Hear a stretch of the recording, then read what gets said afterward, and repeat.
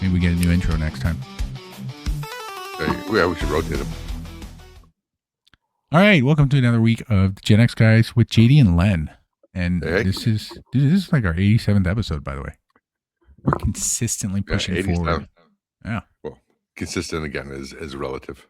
We're pushing forward. I mean, we've been going for 2 years strong, so it's not like we're not pushing forward. This is weekly. That's almost 2 full years of Exactly. Almost with a few week breaks here and there. True. But overall, yeah. So speaking of that type of thing, I do have a topic I wanted to talk about. Ooh, let's get right into something. Nice. Let's just jump right in because some of the current event topics I don't want to talk about. I might. It's kind of fun. Maybe later. Yeah, no, it's been an interesting week. Interesting as a... All right, go on. Your topic.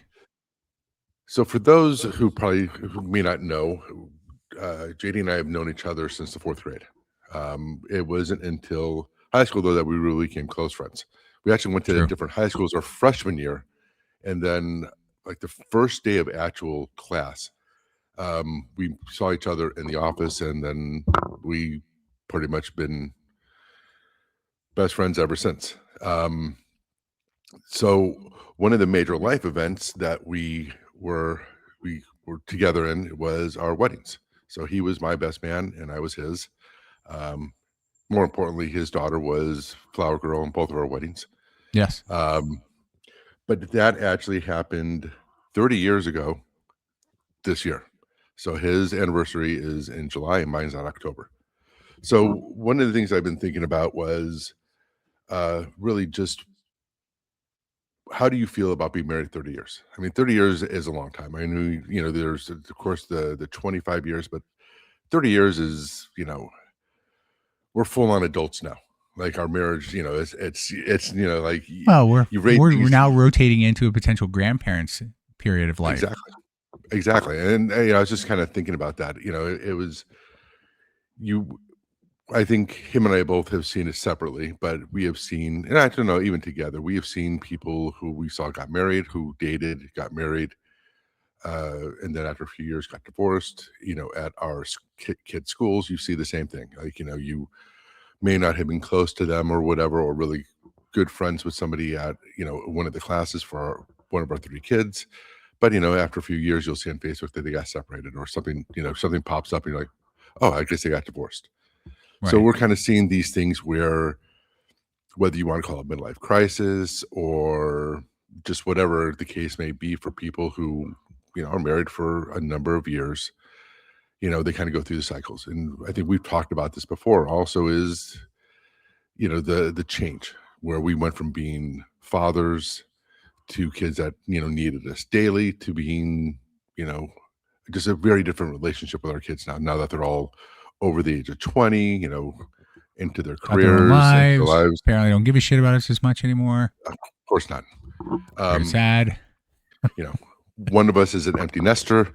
The other one has all 3 still at home. So it's right. just, but again, it's different degrees. But the one thing we've never talked about really is 30 years of marriage, where, I think the question that a lot of people would ask is, do you think your marriage is strong? Do you think it's lasting?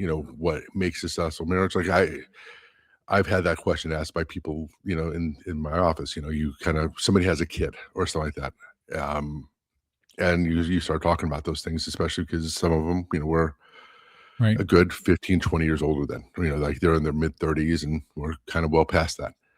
So I don't want to ask the one thing I was wondering was not so much, what do you think is the key to success? Because I think everybody, that's like the one that everybody asks about. But how well how do you see your marriage today compared to what was 25 years ago?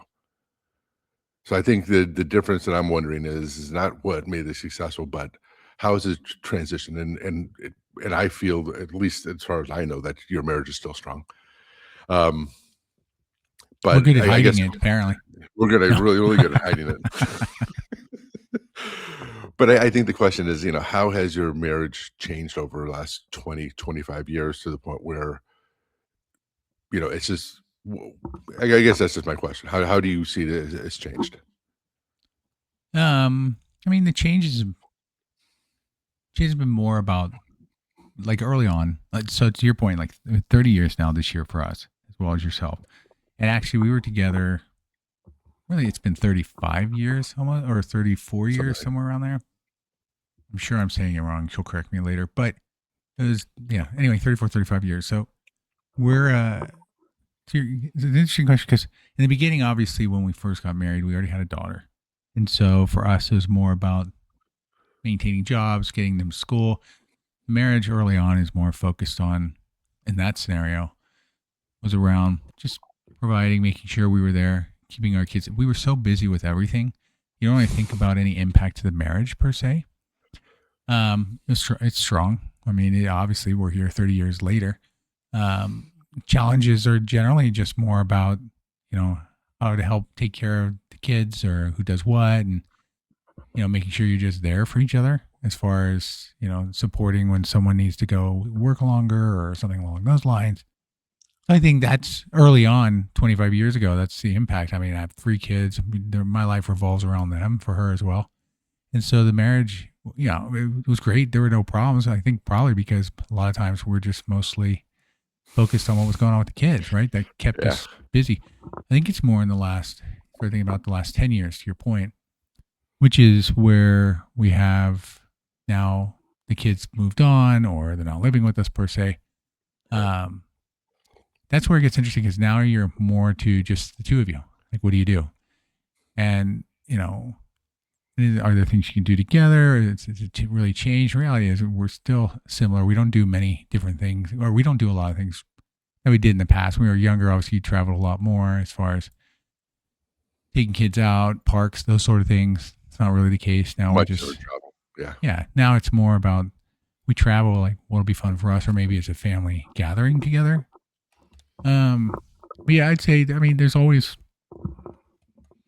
it goes by so fast, I guess. Don't even really think about it from that perspective. Like when you say 30 years, it's like, yes, it just seems like we've always been together. So I can't really think of any, like the highs and lows are usually going to be moments in time where family members die, or, maybe you have some early on financial struggles because you're trying to make sure you get the kids going and whatnot.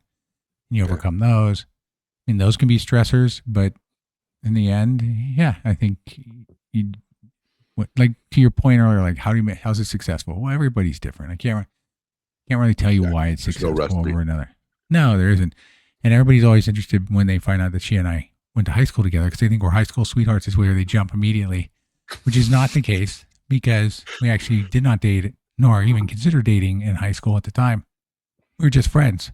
So, it's one of those things where it happened after. And so, but yeah, everybody loves the story about, oh, you've known each other since high school. It's such a great story. And so there's a misinterpretation. But yeah, to your point, I'd say in the last 25 years, the change has been more about the children's growth to kind of change our direction a little bit more for us, different jobs, moving. And we've had some life events that have definitely had impacts. Right.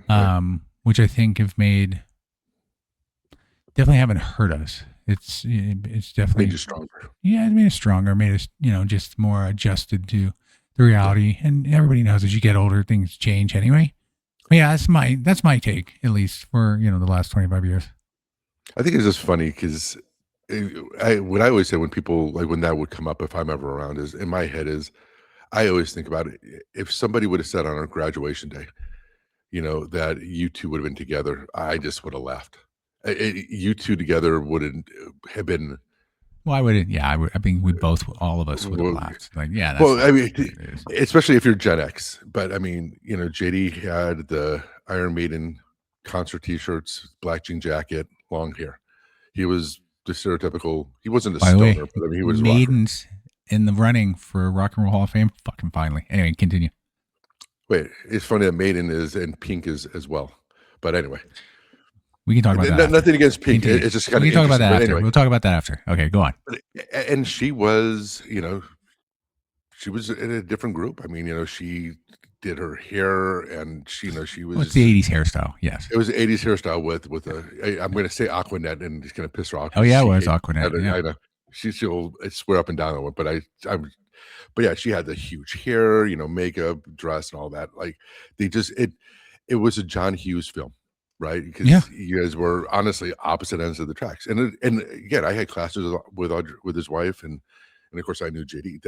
But yeah, if you would have said that those two would have been together, and I think it's kind of funny because my wife and I are the same way. I mean, there were a lot of people that knew her who kind of looked at us like, how?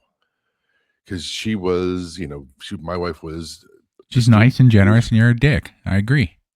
Well, that's another part of it. But yeah, she was. That's actually pretty true. But she was also valedictorian. She went to Berkeley and all that, and I barely made it. I literally made it through high school on a credit and a half, or half a credit to graduate. I mean, You were smart though. You were smart. My last year, the last year, I knew what I needed, and basically, I just took enough. I did enough just to graduate. I mean, I went literally the other had. route. Yeah, You went the other route. and missed it by half a credit. That I literally went one day in summer school, completed a class. All I needed to do was show up once, got the credit, and it was over. It was the stupidest thing ever. Me and Donnie. And I took 5 PE classes essentially. Smart. I had 6 period athletics, which was for for football and other sports, and then I had weight training and conditioning, and I was a TA for 2 other PE classes. So actually, it was 4, not 5. How do you think yours have been changed over the 25 years? Like you said, I think that there's those challenges that you had early that just you stayed focused on. There was the constant movement that you had, and I think that was the whole thing. You never had a chance to take a breath. Mm-hmm. I mean, there was the traveling. There was all our kids went to private school, so we had uniforms. Like you had like the 2 baskets. You had the baskets of the regular clothes. Actually, you had 3. You had the basket of the regular clothes. You had the baskets of their athletic stuff that you had to keep separated, and then you had their school uniforms. You had to do that. They're like laundry was one of those things that was this constant battle that you had going on. And then, like you said, there was the traveling. Then there was the school events. There was, for us as parents, if you never sent your kid to private school, you have to do mandatory service hours every year. Right. For the school, like either, help with an event, like, or coach. If you coach, that would get your service hours for the year. I mean, for us, we had to do, was that? I hated service hours. I always thought you always did them. Well, and here's the best thing in high schools for my kids in high schools. Not to deviate too much, I wanted to let you continue. Yeah. In high school, they always had this. You had to donate, right? Like it's a donation. Make sure you donate. I'm like, that's not a donation. Yeah. Just add it to the kids, tuition. Then, no, it's a donation. No, you're forcing me to give you money. That's not a donation. That's like a forced donation. That's basically put it in the kids' tuition. So anyway, sorry. I always thought that they did that as a way to because some other people might donate more. Sure, probably, but I feel like you're already paying a fucking tuition. Like you don't need to add donation as a mandatory requirement outside of tuition. Just make it part of the tuition then. The tuition for high schools was more than any of the yearly tuitions at the colleges my kids went to, tuition wise, not the cost of living because that's different. Right. But yeah. But yeah, I mean, I think that there, like you said, and then there was all the finances. It seemed like every time I made a little bit more money, our expenses went up. I remember you didn't have to deal with this because of the age gap, but we had one year where we were in the red every month because we had a high school senior, a high school freshman, and one in elementary school. And that was, I think the tuition payment was double what our mortgage was.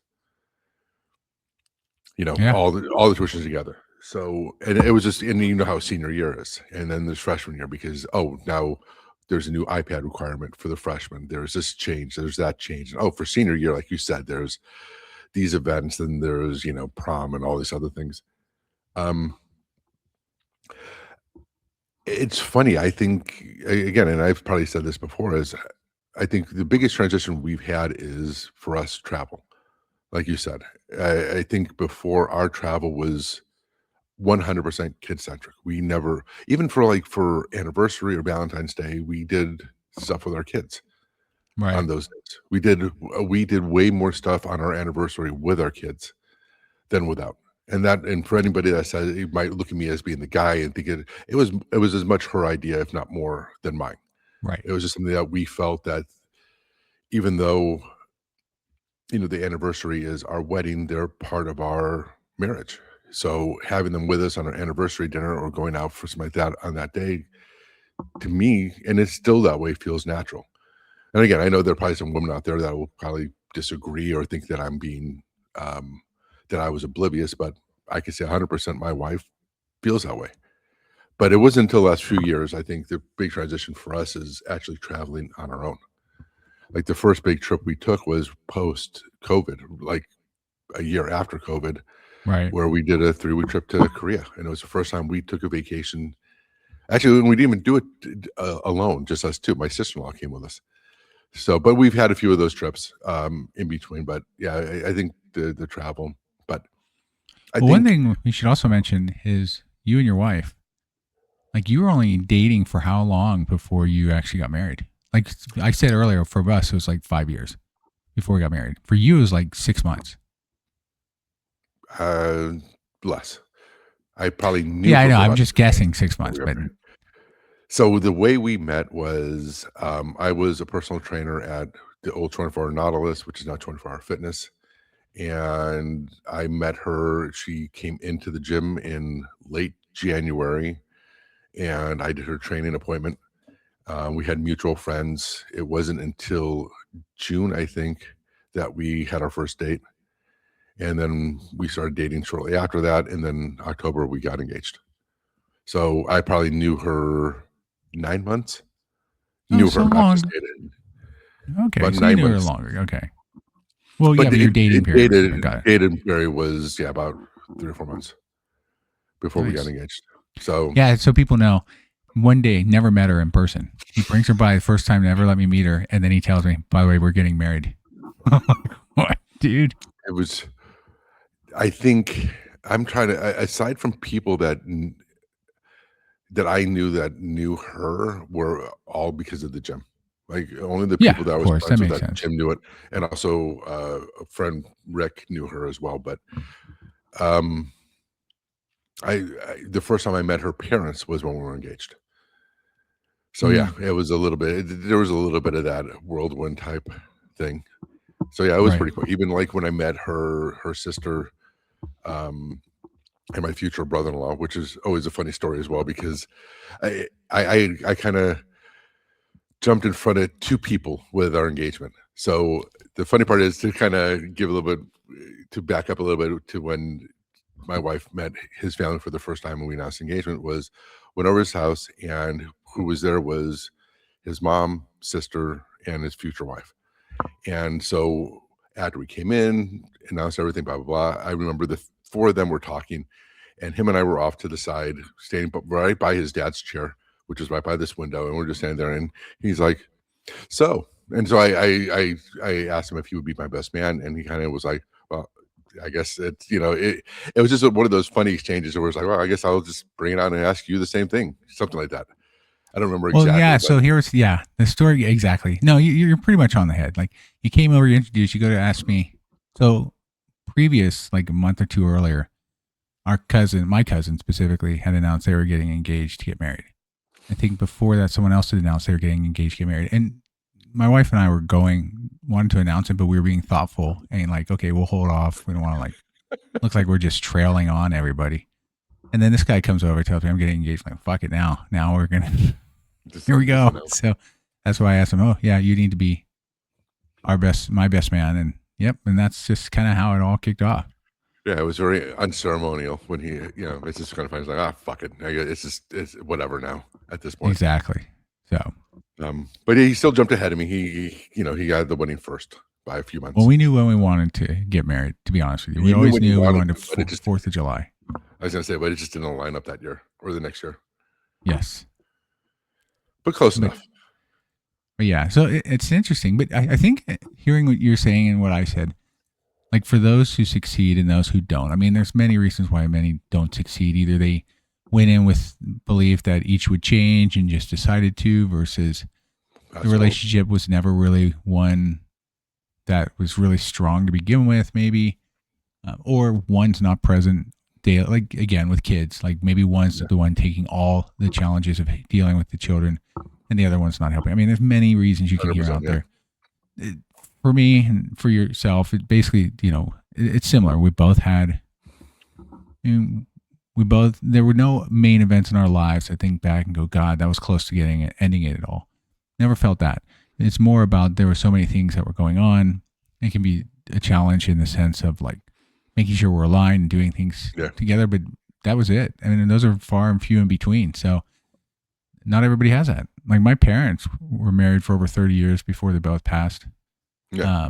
So, that sort of structure. Well, my wife's parents had multiple divorces in their life, right? Like two different environments, but her grandparents were married their whole life together. So I don't know if environment historically, because I know a lot of people say, oh, I'm a child of divorced parents, and then they get into a divorce state, like a cycle or something like that. But I don't know if that's necessarily true.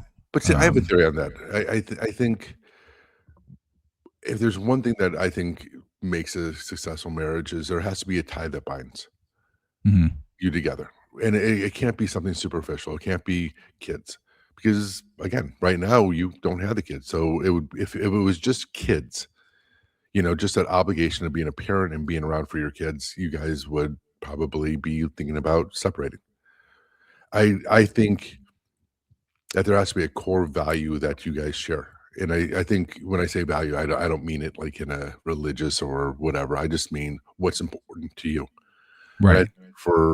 I think it's not just for you guys, it's also for how my wife and I are. It's family and everything that goes around it. So it's more so than just saying a parent or being kids. And I think even like both your wife and I came from broken families. I mean, I can't even say my grandparents were divorced, so it went down the line. But I think that when knowing her history and knowing mine, we were also the ones that helped like keep our families together. Like me with my brothers, her with her sister and brother, and just the role that we played in our families was one of almost a parent at times of things. Like my sons will joke around. My younger brother's handicapped. He has a severe learning disability, and I would say probably for those who, because I can't explain it any better, it's close like to a Down syndrome type thing with him.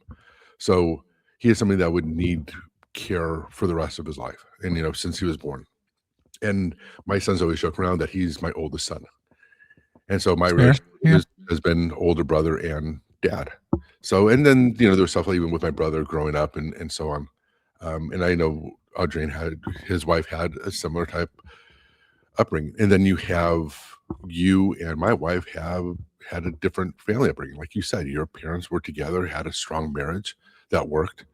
My wife was the same thing, but she was also, she's the oldest daughter, just like your wife is, and she played a certain role. So I think when you look at that, we have a common value that comes together. So I think even when it comes to where we are now, it's like, her parents live with us.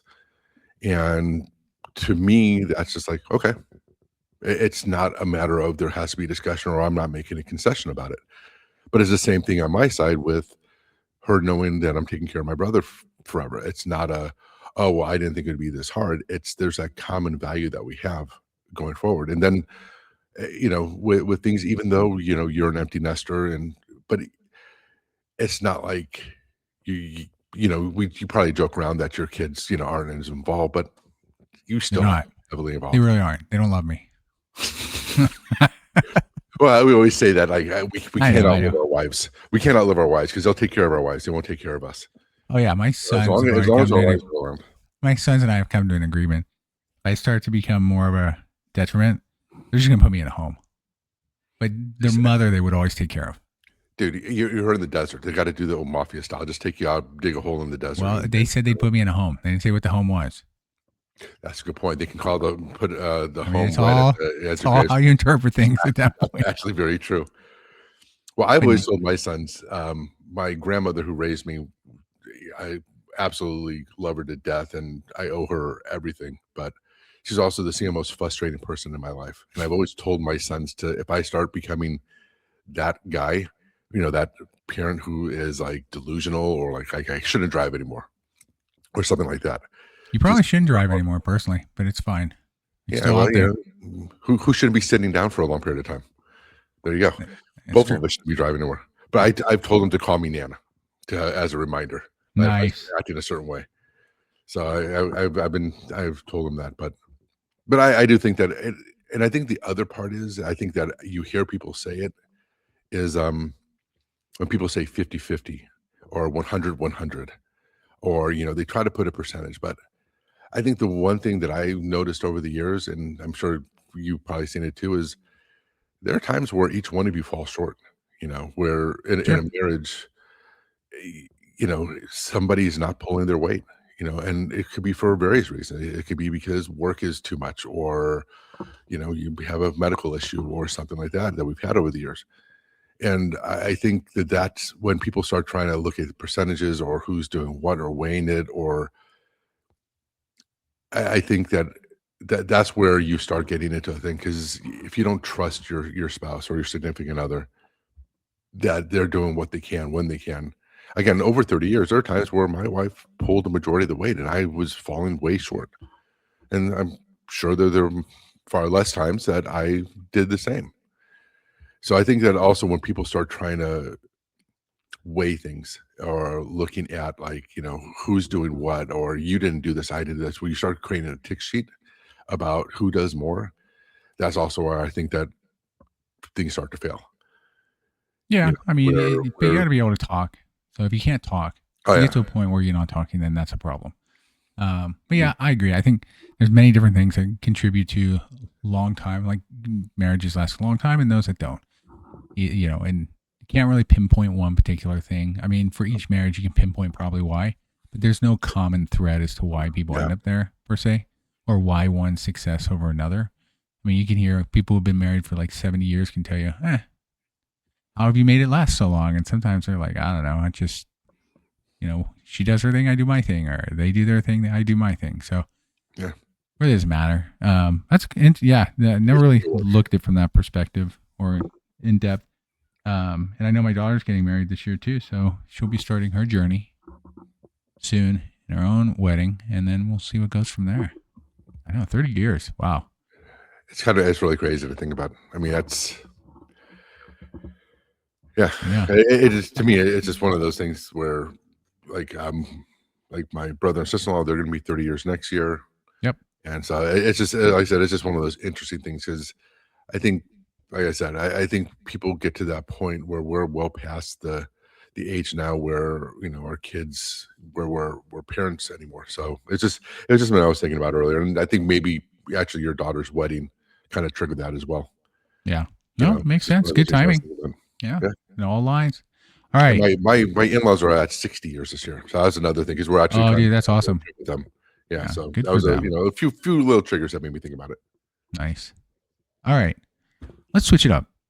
Let's Switch it up. talk. So, because we kind of brought it up, let's talk about the Rock and Roll Hall of Fame nominees. So, there's always the debate, more so now than ever since they've changed it to where, not really changed it, but they started including rap and other things into the All Hall genres. of Fame. Yeah, all genres basically. Good call. For me, it's more about the name just doesn't rhyme well with what it is. Like, I get when they created it, rock and roll was kind of the primary genre at the time. Rap hadn't really come out. Country was still around, but country wasn't as big compared to rock and roll. Right. You also had blues and jazz, but you don't ever see much for blues and jazz ever get into the Hall of Fame here. Probably for the same reason that you thought with rap earlier, because even though it's a significant genre, it's not in terms of its reach. It's not nearly like how many jazz singers or jazz ensembles can you name? And I think if you went to the general Right. population, they would say that jazz is an important form of music, but you couldn't name anybody. Right. Except, maybe like, yeah. But it's So but this year's nominees, they have quite a few. But one that I made mention earlier when I was talking about how I dress is definitely Iron Maiden. So how are they not in? I just would this is a assume they would band that's have been been going on 10, since 15 the years ago. 70s. Yeah, they've had multiple records. Now they were in. Yeah, I mean the catch is yes. Have they had a number one song that went in the top Billboard 100?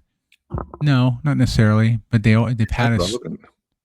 I don't believe so. I remember not one being on there, but they've always been a top band when the album comes out. It's always one of the top records out there. They've been around for a long time. They put out multiple EPs out there. So I was surprised they're not there. And now they're fine. And people have been bitching about them for years, not being included even as a nominee. And so they finally get added.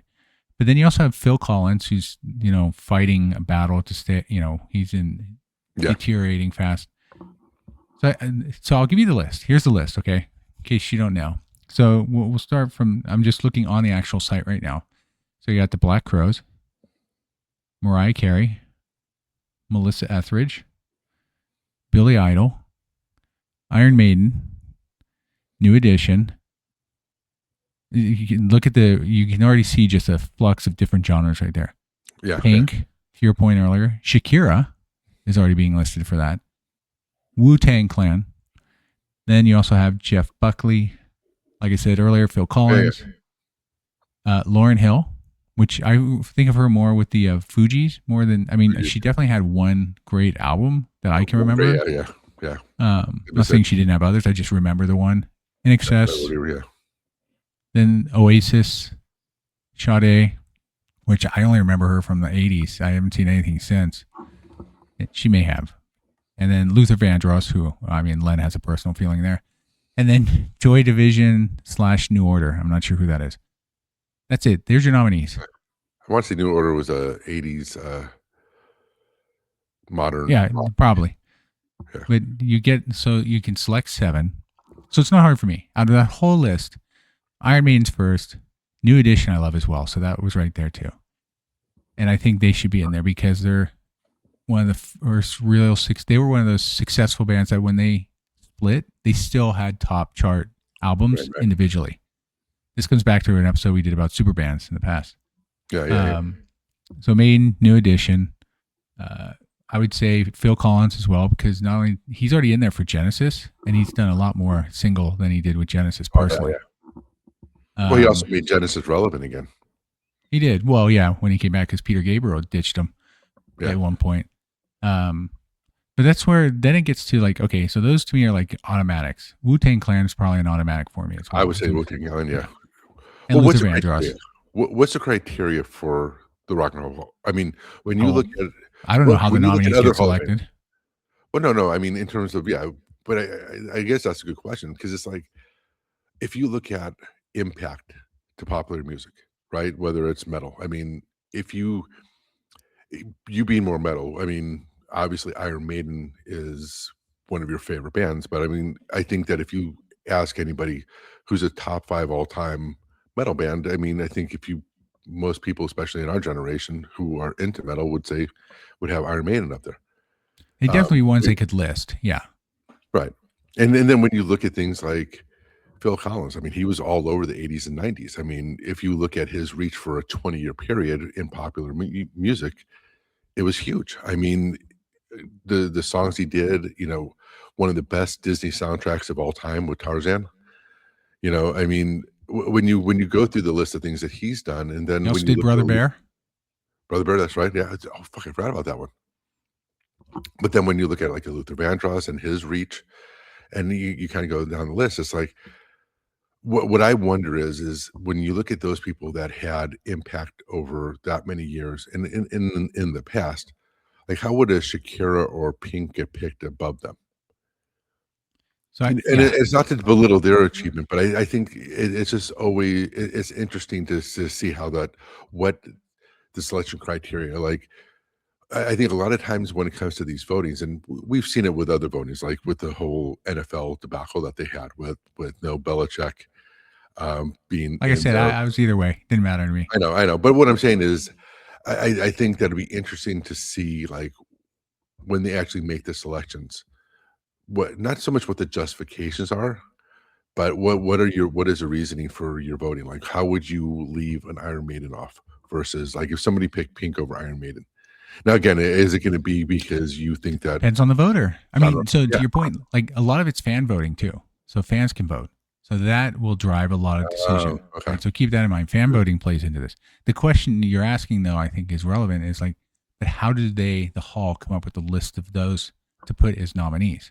So why is Iron Maiden taking this long to finally be a nominee? It's not like they've been releasing new albums that have like generated millions upon millions of sales. Literally 50 years in music. Yeah. I mean, longevity is their key, and they continually sell out places they go to. They're global. Right. Japan loves them. South America is big followers of Iron Maiden as well. So they have huge followings everywhere. But yeah, I don't know. I don't know how they come up with their selection. I think sometimes it's based on hits, maybe record sales, something along those lines. Because if you think about it, like Sade, like she's finally getting listed. So, but she was, to me, big in the 80s. I don't remember much from her after that. Really in the 80s. Yeah, same. Oasis, they already have problems between those two brothers, just don't like each other apparently.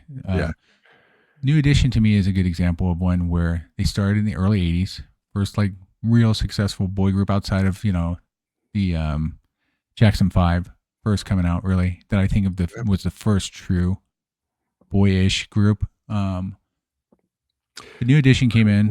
Yeah. Fantastic sound. I still listen to their music all the time too. But they then eventually, you have separation. Like you have Bobby Brown, who did well in the 80s with a couple albums there. BBD. Yeah. That came off because of them. So I mean, if you look the at Poison song, yeah. Yeah. I mean, if you look at like a Potion, whatever. No, it's Potion. But then, you had Johnny Gill, who's also big there. Yeah. And then don't forget Ralph Tresvant, also, who's the primary voice in a lot of those songs. So they all did well, and they've been together, and they've had their ups and downs coming back together with Bobby Brown or not. And they've had movies done on them, but they're also another one that I think probably should get in. Billy Idol's another one. Now, he's an 80s guy. Yeah, but I mean, if you think of 80s rock, right? MTV generation. MTV. True, yeah. Idol is iconic when it comes to it. I mean, he's a huge part of that. He's like one of the people, they always remember there's the first song the first video they did on MTV was, Video Killed the Radio Star. Right. Where, I mean, I think Idol is one of those ones that benefited from it because of his stage presence, his image and everything blended perfectly with MTV. So you can say that a lot of MTV's growth was because of somebody like Idol. Right. So yeah, it's just funny that, but again, it's like, what is your criteria? And if you do fan voting, I can see that there's going to be, maybe that's why that there's such a bigger push for the new ones, for the newer generation. Right. Except though, I mean, Pink has been around for probably 20 years herself at this point, I would assume. Well, Mariah Carey's been around since the 90s, so she's 30 years in. See, like if you just want to look at popular music, though, I mean, Mariah Carey over Pink or Shakira. Well, Mariah Carey owns Christmas. I mean, we all know that. She's still relevant in that way, yeah. But I'm just saying, I mean, if you look at her impact on popular music and record sales and everything, I mean, and because I think the hard part is, like you said, if you're looking at genre, I think we brought that up even before we started. It's like, is metal big enough of a genre still, or even But I mean, how do you judge it at the time? What is your criteria again for it? Because metal now isn't really relevant. I mean, it's a small genre out there. I mean, there's still people making metal. Not just a band like Maiden or somebody else, but there's new bands making it. But I mean, how big of a genre is it really in terms of reach, like on Spotify or in terms of streams or whatever? But I mean, if you're looking at just if you're looking at the same genre, I mean, obviously Pink and Mariah Carey are the same exact genre, but I mean, how can you? Mariah Carey's a better true singer. Oh yeah, her voice range is ridiculous. Mm-hmm. But yeah, I guess so. That was my point. That's why I went through the list, was primarily to show that it's a huge variety of genres and different types of lyrical type of, how they kind of Yeah. build the music. And so it's kind of interesting to see that full list and go, okay, how is this? And again, this has been a debate for a while. When I can't remember who the first rap group was that got in, but that started the whole bitching about, well, for some, they were stupid. They're like, oh, they shouldn't be in there. They're not rock. Okay. Now, the question should have been, does rock and roll even apply? I understand that's been your name to date. You don't want to change it because then people won't know who you are. But it's not really What called, would it's you not change really it rock. to? The Music Hall of Fame. Yeah. I mean, that's a simple answer. It's a boring answer, but it'd be I more guess that's the accurate. reason why. No. Yeah. You're probably right. I think I'm probably saying that just because it's boring. Like you said, it doesn't.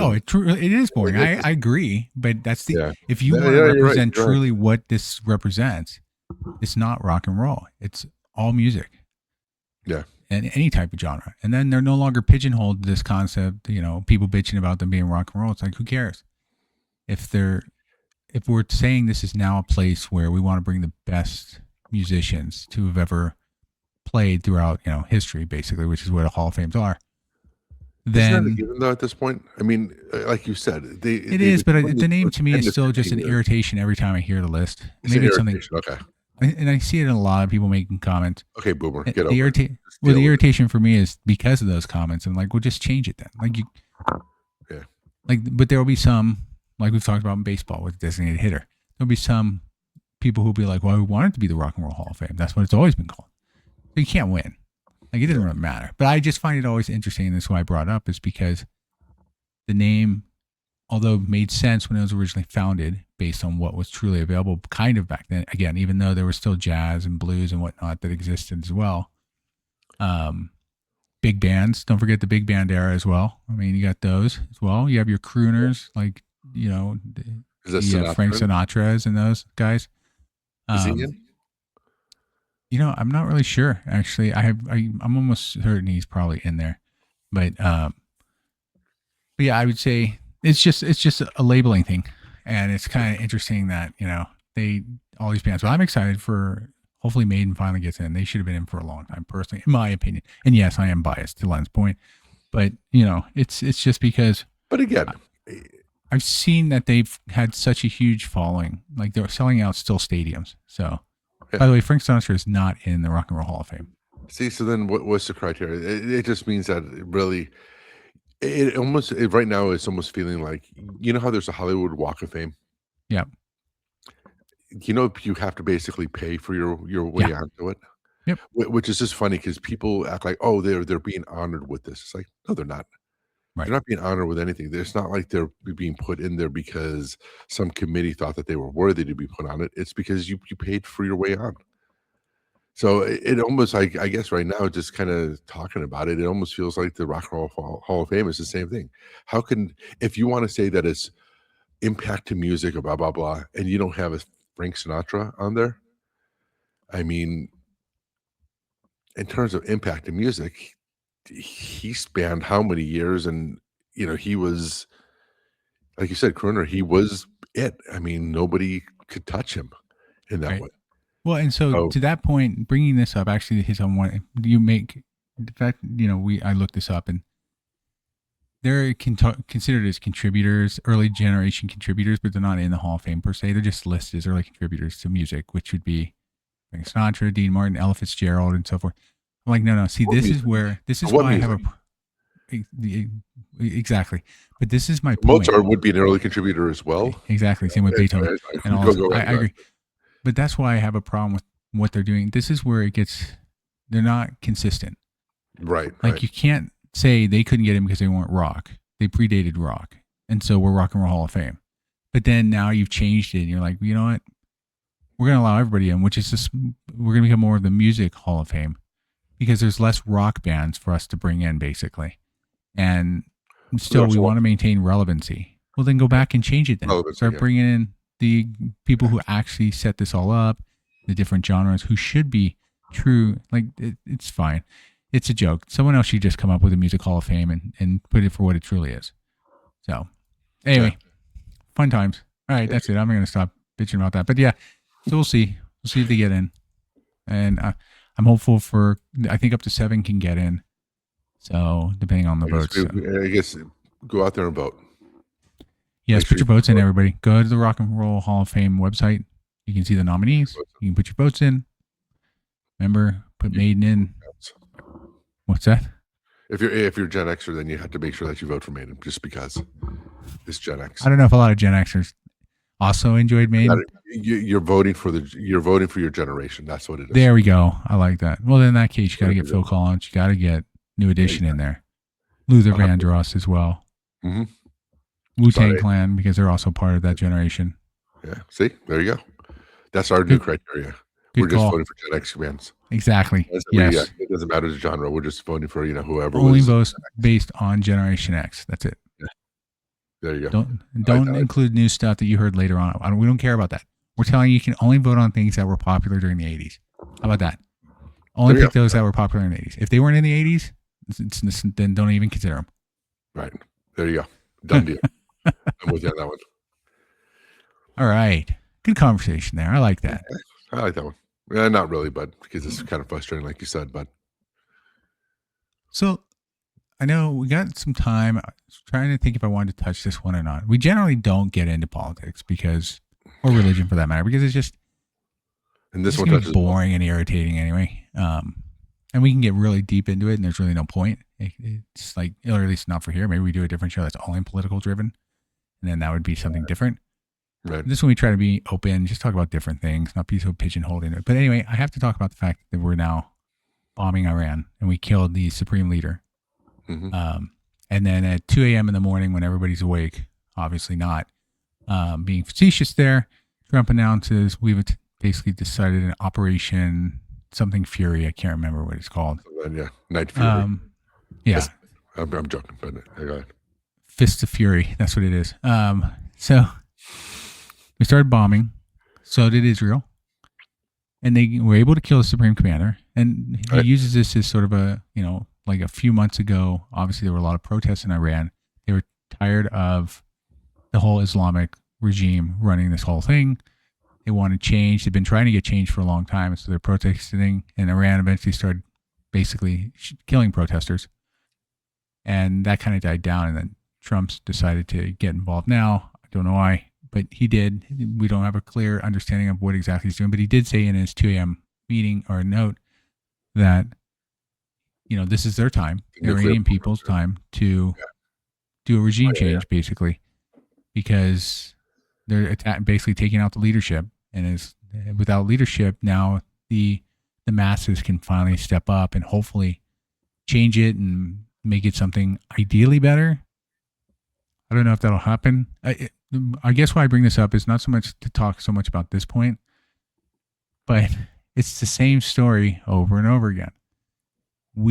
Our country, any country historically, nothing benefits out of it. Like, it's a constant, like, I'm going to try and change it, so I'm going to go this route. And what's been always the benefit? What has been the positives out of these things?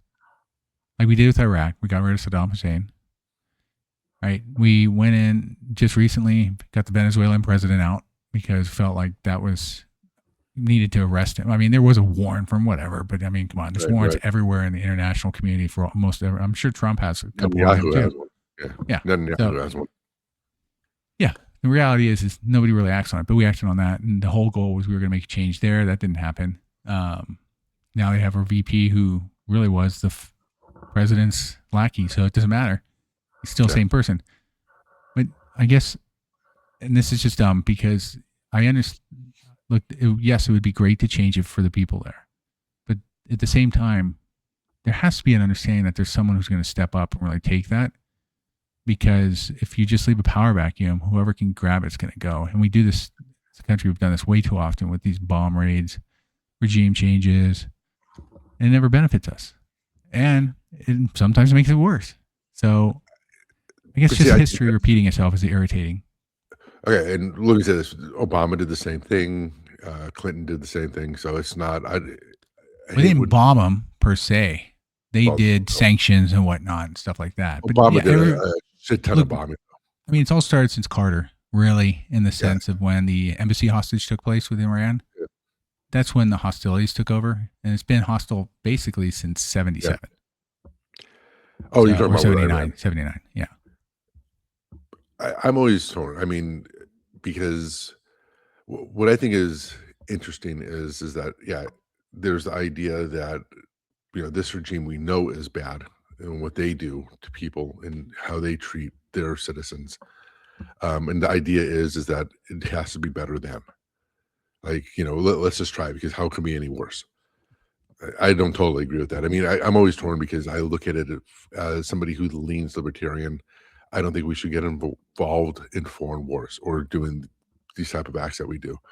But I'm also understand that in today's world, that the world is just getting smaller in terms of how affects things that happen in Iran or other countries will affect us either directly or indirectly.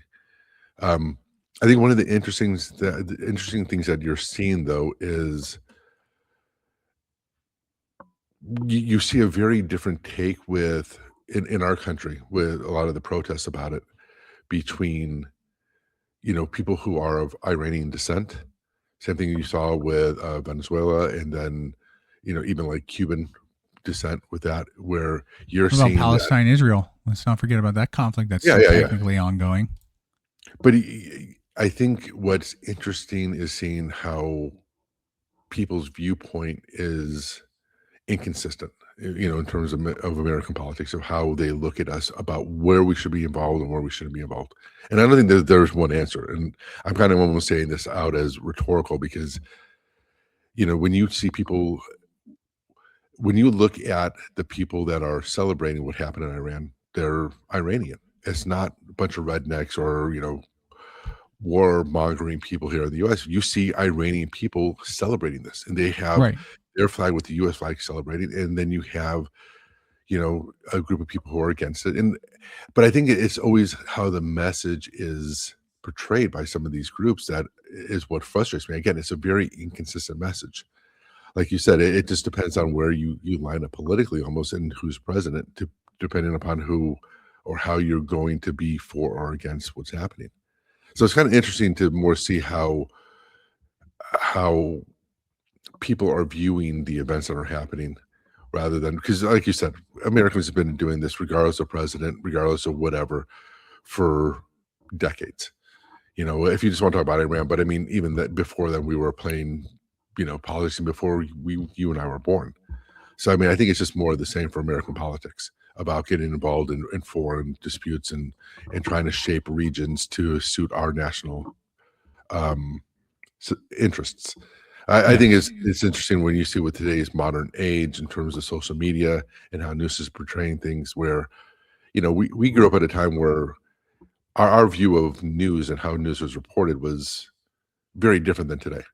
You had Walter Cronkite, you had Brokaw, you had these new outlets that may have had a slant to them, but overall they just reported the news. They just reported it as it was. It wasn't commentary. Well, it's limited too, right? Like limited access to news. Yeah. Like even the Iran hostage crisis. Mm-hmm. I remember they were all showing them flying back. I do remember this. As the plane lands and the hostages come off, the big event. And I think the Super Bowl was at the Superdome that year, and they had a giant ribbon, yellow ribbon, or I can't remember what color it was, but basically they had something representing that the hostages were back. Yeah, I mean, to me, those were big events. And in the 80s, you had the hostage takeover. The TWA airlines seemed to always get attacked by terrorist groups of some kind, right. Which you laugh kiddingly. Like, it wasn't funny. It's just the reality was that's what we could see. Yeah. And that's where, like, states like Iran, who support terrorist groups, or, Syria or others, right? That's where the U.S. is constantly trying to push itself in there to keep that from becoming a legitimate threat. Obviously 9/11 being an example of that, where the threat hit home. So yeah, look, the U.S. has been involved. So to your point earlier about the protesting, like, it's a double-edged sword, right? Like, there's really no right way, and it can be right and wrong, right? Like, it's right because it'll help hopefully the Iranian people who have been oppressed and under this Islamic regime and this leadership for 38 years, whatever his length of time was, to hopefully have a chance to change to something that they feel is more beneficial for everyone. not just male dominated, but female as well, like a more open ended area, which is what a lot of the protesters were pushing for too, and they have been. Right. And that's more modern government, basically. That's exactly where I'm torn at too. Yeah. So that's good there. But then to your point from your libertarian side, it's like, why do I want wars? I agree. And it's like, where do we, like, should we self-isolate? Like the U.S. used to never care about external wars going on until the early 1900s when World War I kicked in. And even then, even World War II, we were reluctant to be. We were reluctant to even join World War II. Like, we didn't go over and help in Europe until Pearl Harbor really kind of pulled us in. And then that changed the dynamic. Right. We tended to be like, look, that's not our continent. We're not going to worry about it. So, but now that's all changed ever since World War II. Now we've realized we can't wait to jump in for these things. We got to beat them at the path, is what the approach has been by the government. All presidents, Republican, Democrat, doesn't matter. Have all done the similar path. So, like I said, it's a double-edged sword. Right or wrong, both can be true, unfortunately. And I hope it changes for him. Also, this is something I've always pointed out before, is how the news changes so much, so often. All these things people were fighting for or standing up against dies down quickly here in the U.S. and across the globe. Like, whoa, have we heard anything about what's going on with Palestine and Israel in months? No. I mean, it's not like Gaza suddenly got rebuilt immediately and everybody's happy and living healthy. They're not. It's still a shithole because they bombed the crap out of the whole place and destroyed it. But we don't hear anything about that. That's not relevant now. Just like Venezuela came and went. And I know people are kidding around with Trump, or not kidding around. Some think it's true with the Epstein stuff and everything else. Trump's doing this to offset it. Look, he's good at trying to redirect people. That's a fact. Like, he'll try to redirect stories. He doesn't want to focus on things that impact him. No. He keeps moving. And sometimes I wonder if he even knows he's doing that. But no, like, there's so much still going on. Like, we don't even hear much about Ukraine and Russia. I was going to say Ukraine and Russia is still going on.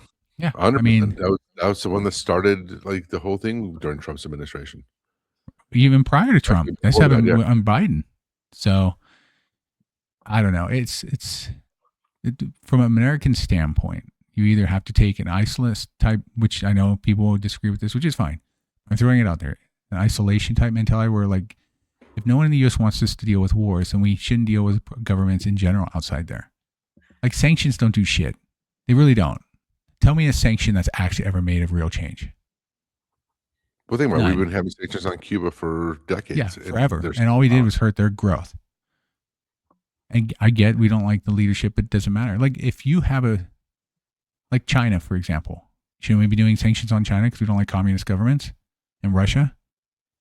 Like, North Korea is the same. Not the same, but you know what I mean as far as government style-ish. I think Russia and North Korea are more closer than China is, personally. I think China's a little bit more open than the other two. Yeah, and I think China's actually... China to me is someone you can deal with and you can come to common ground with. And yes, they're going to have their humanity issues or humanitarian issues. So do we. I mean, it works both ways. But see, isn't that the same thing, like going back to what we originally started on, which is marriage?